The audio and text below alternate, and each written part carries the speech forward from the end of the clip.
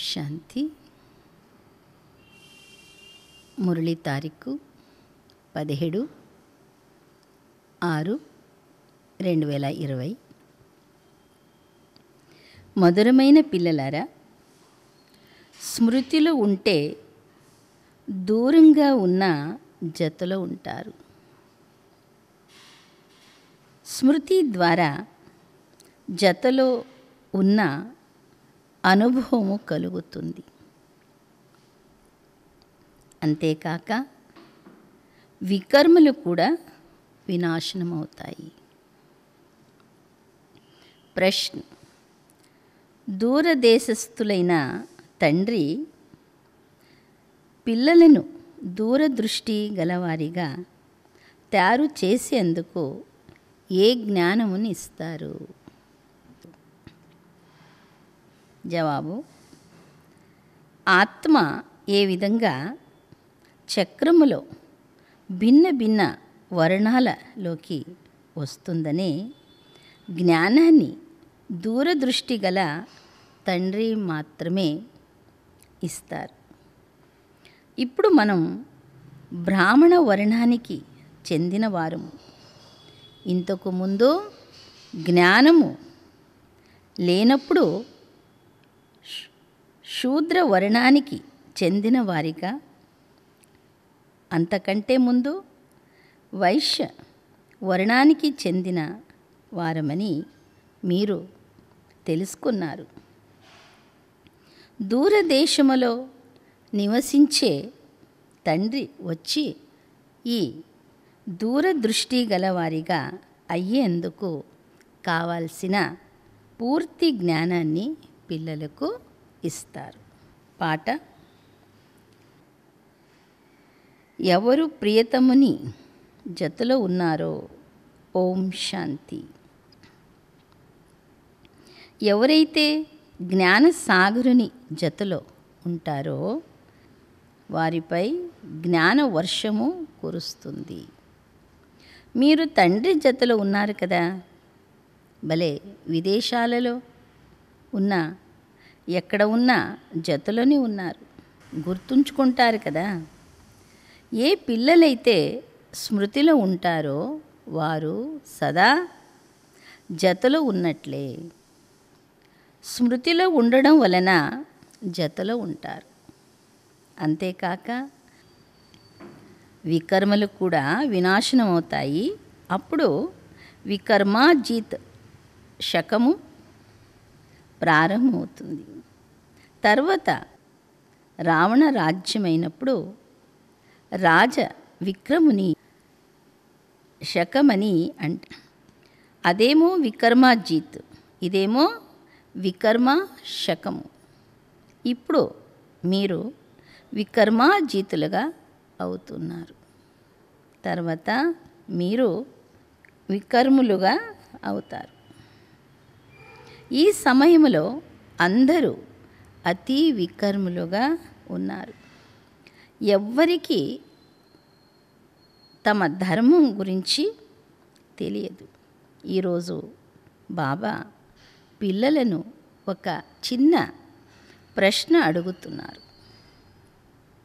సత్యయుగములోని దేవతలకు మేము ఆది సనాతన దేవీ దేవతా ధర్మస్థులమని తెలిసి ఉంటుందా అని బాబా ప్రశ్న అడుగుతారు.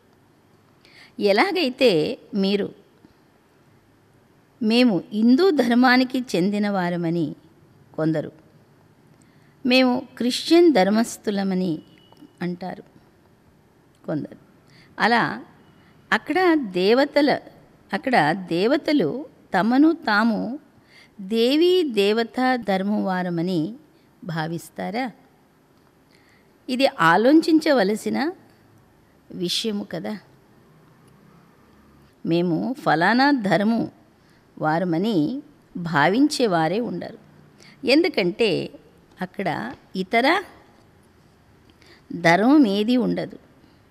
ఇక్కడ అనేక ధర్మాలు ఉన్నాయి కనుక గుర్తింపు కొరకు వేరు వేరు పేర్లు నుంచారు. అక్కడ ఉండేది ఒకే ధర్మం. అందువలన మేము ఈ ధర్మము వారమని చెప్పే పనే ఉండదు. వేరే ధర్మాలు ఉంటాయని కూడా వారికి తెలియనే తెలియదు. రాజ్యము వారిదే. ఇప్పుడు మనం ఆది సనాతన దేవీ దేవత ధర్మానికి చెందిన వారమని మీకు తెలుసు. దేవీ దేవతలని ఇతరులెవ్వరిని అనలేరు. పతితమైన కారణంగా తమను దేవతలమని పిలుచుకోలేరు. పవిత్రమైన వారినే దేవతలని అంటారు. అక్కడ ఇలాంటి విషయం ఏది ఉండదు. ఎవరితోనూ పోల్చడం ఉండదు. ఇప్పుడు మీరు సంగమ యుగములో ఉన్నారు. ఆది సనాతన దేవీ దేవతా ధర్మము మళ్ళీ స్థాపన అవుతూ ఉందని మీకు తెలుసు. అక్కడ ధర్మము అన్న మాటే లేదు. అక్కడ ఉండేది ఒకే ధర్మం. మహాప్రళయము జరుగుతుందని అనగా ఏమీ మిగలదు అని వీరు ఏదైతే చెప్తూ ఉన్నారో అది కూడా తప్పే. సరి అయినది ఏమిటో తండ్రి కూర్చొని అర్థము చేయిస్తారు. శాస్త్రాలలో అయితే జలమయమైనట్లు చూపించారు. శాస్త్రాలలో అయితే జలమయమైనట్లు చూపించారు. తండ్రి చెప్తున్నారు, భారతదేశము తప్ప మిగిలినవన్నీ జలమయమైపోతాయి. ఇంత పెద్ద సృష్టిని ఏమి చేసుకుంటారు? ఒక్క భారతదేశములోనే ఎన్ని గ్రామాలు ఉన్నాయో చూడండి. మొదట అడవిగా ఉండేది. తర్వాత దాని నుండి వృద్ధి జరుగుతుంది. అక్కడైతే కేవలం ఆది సనాతన దేవీ దేవత ధర్మం వారు మాత్రమే ఉంటారు. ఇది బ్రాహ్మణులైన మీ బుద్ధిలో తండ్రి ధారణ చేయిస్తున్నారు. సర్వోన్నతులైన శివబాబా ఎవరు? వారినెందుకు పూజిస్తున్నారు? వారిపై జిల్లెడు మొదలైన పుష్పాలు ఎందుకు అర్పిస్తారు? ఈ విషయాలు మీరిప్పుడు తెలుసుకున్నారు. వారైతే నిర్వికారులు కదా. నామరూపాలకు అతీతమైన వారని అంటారు. కానీ నామరూపాలకు అతీతమైన వస్తువేదీ ఉండదు.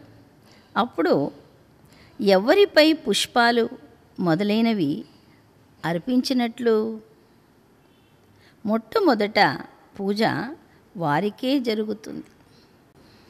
ఎందుకంటే వారు వచ్చి భారతదేశములోని పిల్లలకు మరియు మొత్తం ప్రపంచములోని పిల్లలకు సేవ చేస్తారు. మనుషులకే సదా సేవ చేస్తారు. ఈ సమయంలో మిమ్ములను మీరు దేవీ దేవతా ధర్మానికి చెందినవారమని చెప్పుకోలేరు.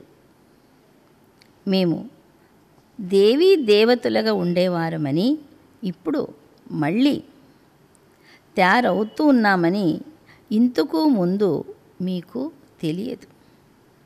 ఇప్పుడు తండ్రి అర్థము చేయిస్తూ ఉన్నారంటే అది జ్ఞానమేనని భావించాం. వారు తప్ప ఇంకెవ్వరూ ఇవ్వలేరు. వారిని జ్ఞానసాగర్లు, నాలెడ్జ్ఫుల్ అని రచయితను గురించి ఋషి మునులు మొదలైన వారెవ్వరికీ తెలియదని మహిమ చేయబడుతుంది. తెలియదు నేతి నేతి అంటూ వెళ్ళిపోయారు.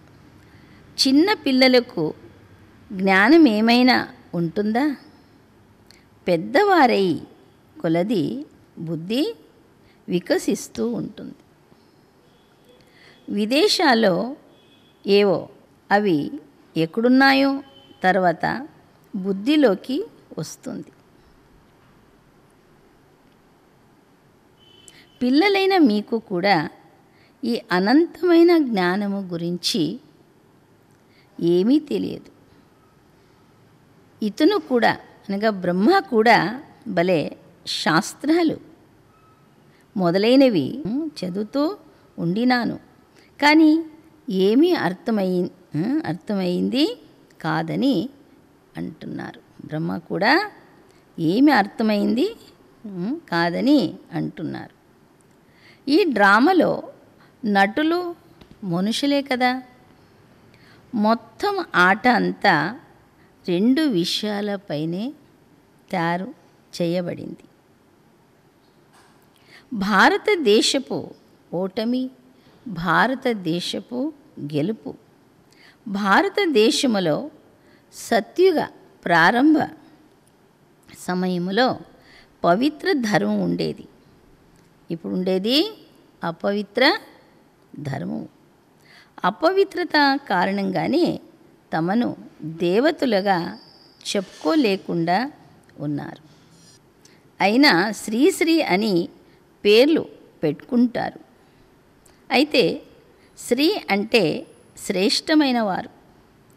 శ్రేష్టమైన వారిని పవిత్రమైన దేవతలనే అంటారు. శ్రీమద్ భగవాను వాచ అని అంటారు కదా. మరి ఇప్పుడు శ్రీ అనగా ఎవరైనట్లు? తండ్రి సన్ముఖములో విని శ్రేష్టంగా తయారైన వారా, లేక తమను శ్రీశ్రీ అని పిలిపించుకునేవారా? తండ్రి కర్తవ్యముపై ఏర్పడిన పేరును కూడా తమపై ఉంచుకున్నారు. ఇవన్నీ విస్తారంగా తెలిపిన విషయాలు.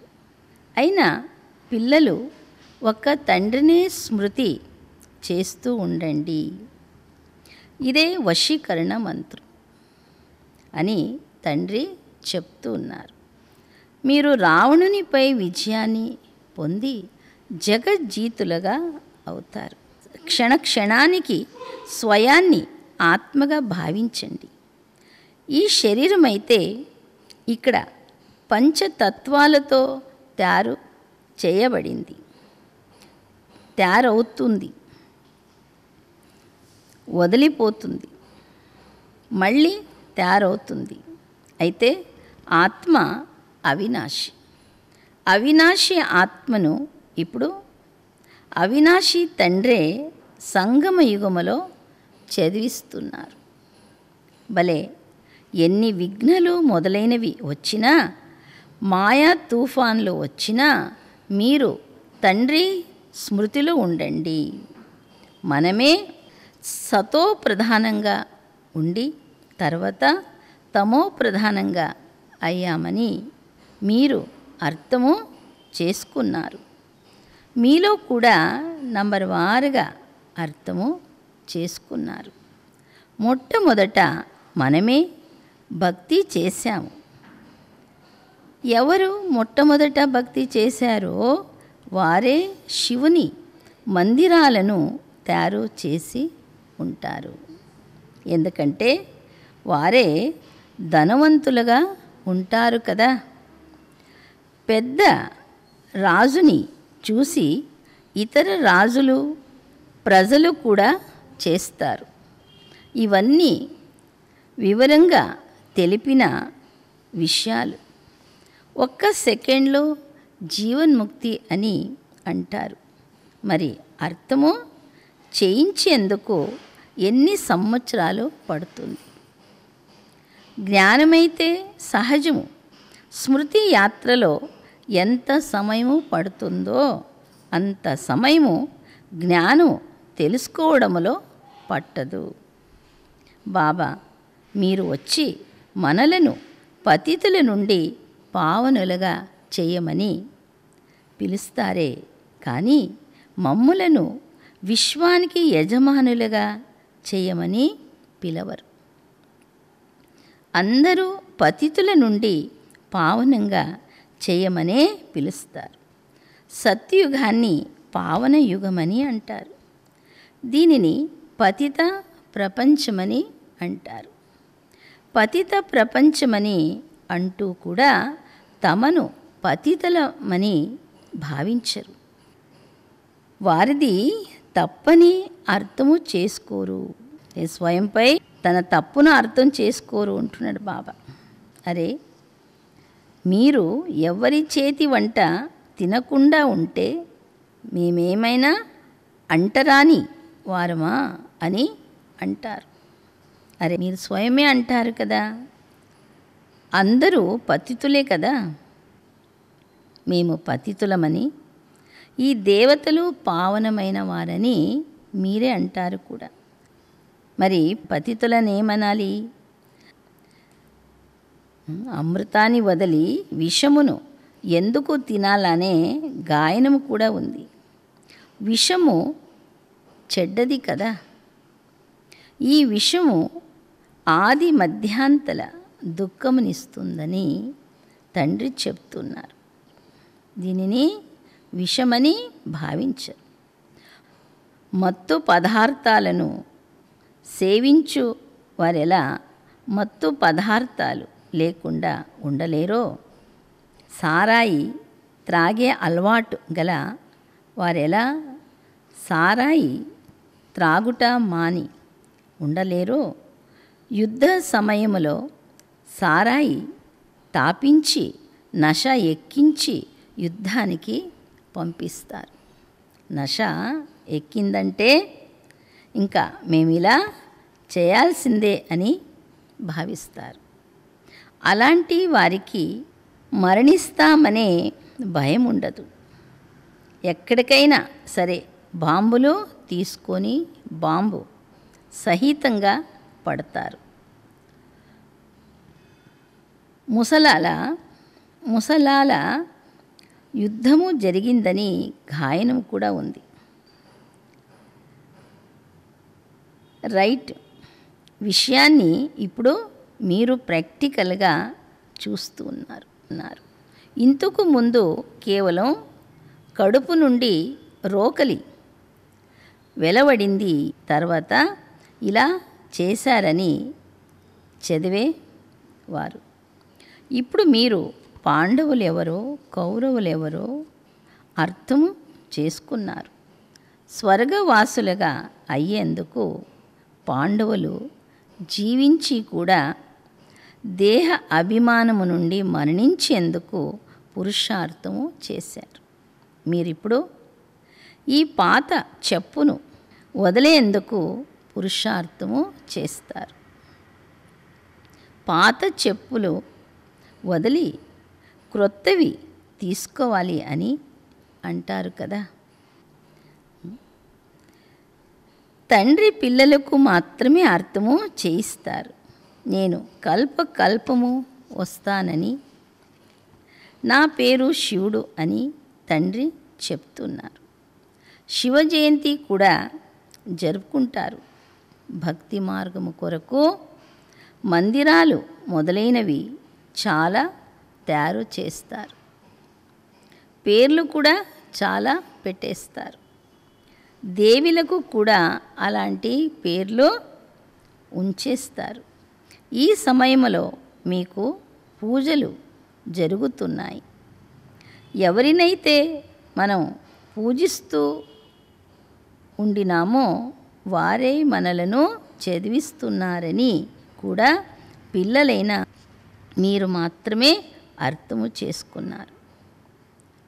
ఏ లక్ష్మీనారాయణులకైతే మనము పూజారులుగా ఉండినామో స్వయం మనమే ఇప్పుడు వారిలా అవుతున్నామనే ఈ జ్ఞానము బుద్ధిలో ఉంది. స్మరణ చేస్తూ ఉండండి, ఇతరులకు కూడా వినిపించండి. ధారణ చేయలేని వారు చాలామంది ఉన్నారు. ఎక్కువగా ధారణ చేయలేకపోయినా పర్వాలేదని బాబా అంటారు. స్మృతి చేసే ధారణ అయితే ఉంది కదా.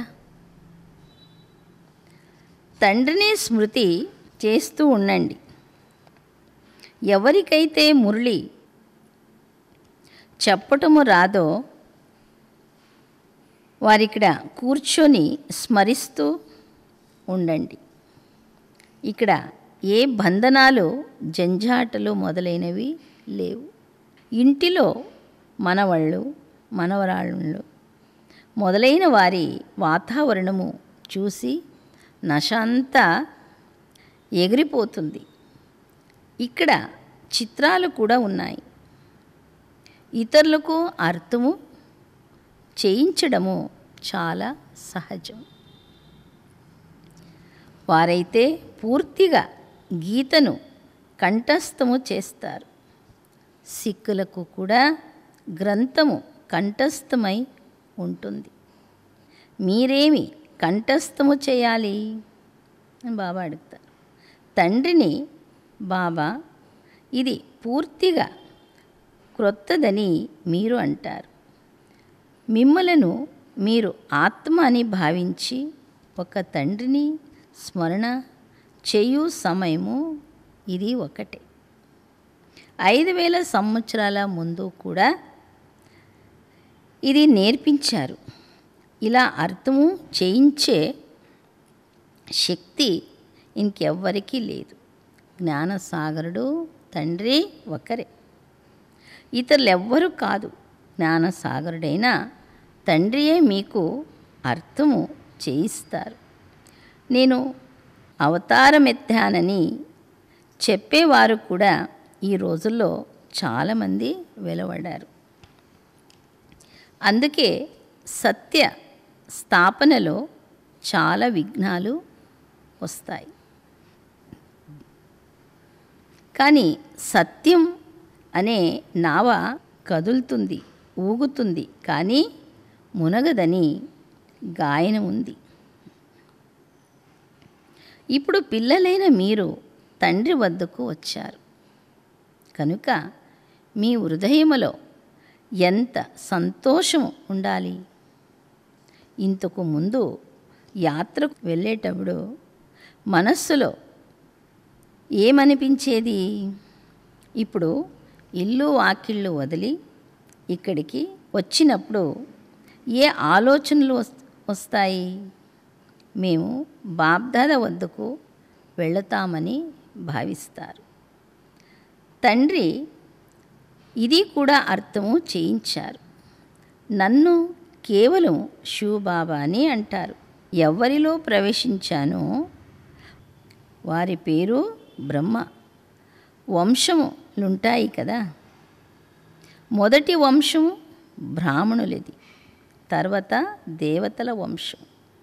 ఇప్పుడు దూరదేశస్థులైన తండ్రి పిల్లలను దూరదృష్టి గలవారిగా చేస్తూ ఉన్నారు.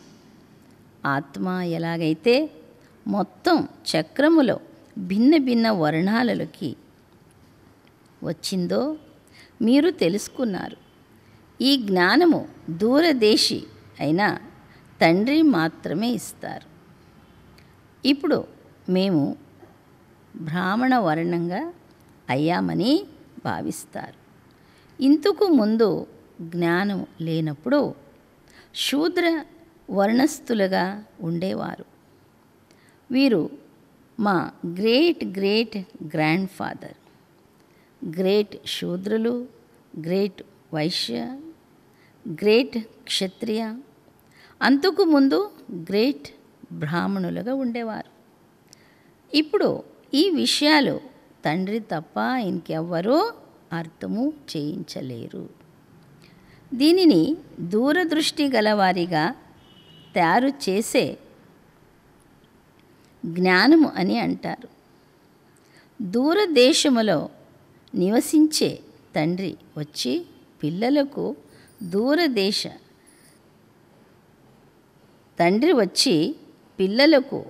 దూరదేశ జ్ఞానమంతటిని ఇస్తారు. మా బాబా దూరదేశము నుండి వీరిలో వస్తారని మీకు తెలుసు. ఇది పరాయి దేశం, పరాయి రాజ్యం. శివబాబాకు తమ శరీరము లేదు. వారు జ్ఞానసాగర్లు. స్వర్గ రాజ్యము కూడా వారే ఇస్తారు. కృష్ణుడు ఇవ్వడు, శివబాబాయే ఇస్తారు. కృష్ణుణ్ణి తండ్రి అని అనరు. తండ్రి రాజ్యమునిస్తారు, తండ్రి నుండే వారసత్వం లభిస్తుంది. ఇప్పుడు హద్దు ఆస్తులన్నీ పూర్తి అవుతాయి. మేము సంగమ యుగములో 21 జన్మల ఆస్తిని తీసుకున్నామని మీకు సత్యయుగములో తెలియదు. మేము 21 జన్మల ఆస్తిని అర్ధకల్పము కొరకు తీసుకుంటున్నామని మీకు ఇప్పుడు తెలుసు.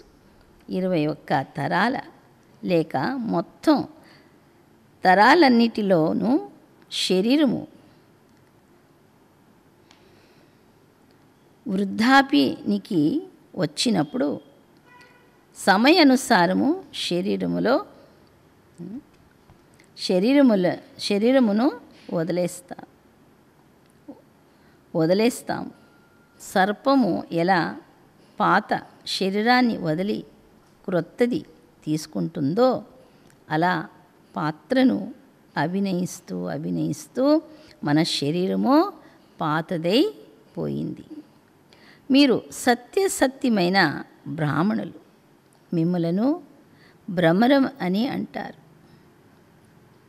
మీరు కీటకాలను మీ సమానం బ్రాహ్మణులుగా చేస్తారు.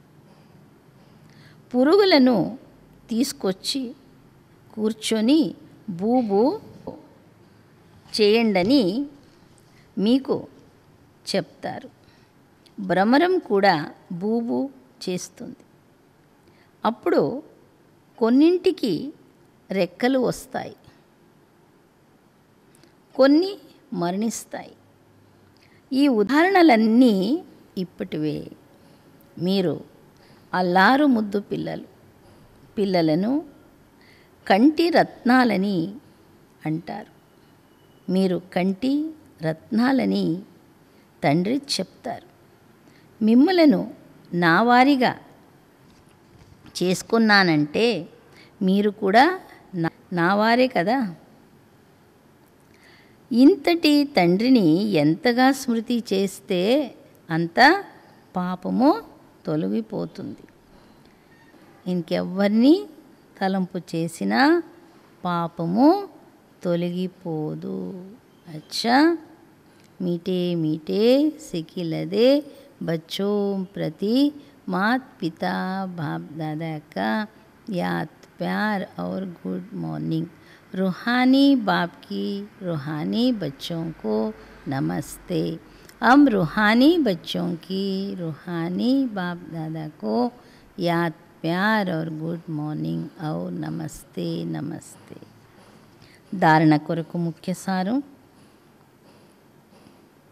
మొదటి పాయింట్, జీవించి ఉండి దేహ అభిమానము నుండి మరణించే పురుషార్థము చేయాలి.